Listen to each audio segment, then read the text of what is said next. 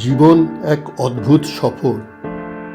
শুরু হয় এক টুকরো কাঁদুনির সুরে, আর শেষ হয় এক দীর্ঘ নীরবতায়। এই যাত্রাপথে মানুষ ধীরে ধীরে পৌঁছে যায় বিদায়ের 4টি ধাপে। প্রথমটি 60-এ, দ্বিতীয়টি 70-এ, তৃতীয়টি 80-তে, আর শেষ অধ্যায় 90-এ। প্রথম ধাপ 60 বছর। এ সময় মানুষ বুঝতে শেখে চাকরি আর দায়িত্ব নামের ভারটা নামানোর সময় এসেছে।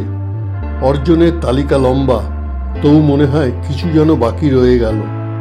ছেলেমেয়েরা নিজের জীবনে ব্যস্ত, আর দিনগুলো কেটে যায় স্মৃতির পাতা উল্টে উল্টে। এটা বিদায়ের সূচনা, কর্মজীবন থেকে, ব্যস্ততার ভিড় থেকে, প্রতিদিনের দৌড় থেকে। দ্বিতীয় ধাপ 70 বছর। শরীর তখন নিজের নিয়মে কথা বলা শুরু করে। চোখের আলো, কানে শব্দ, হাঁটায় ভর, সব যেন একটু একটু করে কমে আসে। তবু হৃদয় চায় আরও কিছুদিন থাকি, নাতি নাতনির হাসি দেখি, সকালে রোদে বসি। এ ধাপ হলো ধীর বিদায়, শরীর থেকে নয়, ইচ্ছে থেকে নয়, বরং অভ্যেস থেকে। তৃতীয় ধাপ 80 বছর। এখন মানুষ নিজের জীবনকে বাইরে থেকে দেখতে শেখে। সব কিছুই মনে হয় যেন অন্য কারুর কাহিনী।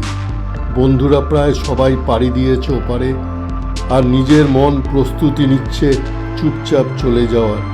হাসি আছে, কিন্তু গভীরতায় মিশে আছে এক অজানা শান্তি। চতুর্থ ধাপ 90 বছর। এটা প্রায় চূড়ান্ত অধ্যায়।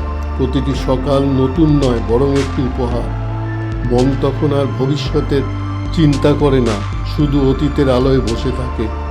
প্রার্থনা একটাই, বিদায় যেন শান্ত হয়, যন্ত্রণাহীন হয়। এ ধাপে মানুষ সত্যিই বুঝে ফেলে জীবনের মানে। সব কিছুই ছিল ক্ষণিক, কিন্তু সুন্দর, খুব সুন্দর। শেষমেশ জীবন মাথা নোয়ায় প্রকৃতির কাছে, বলতে শেখে, আমি চললাম, অনেকটা পথ হেঁটেছি, এখন বিশ্রাম।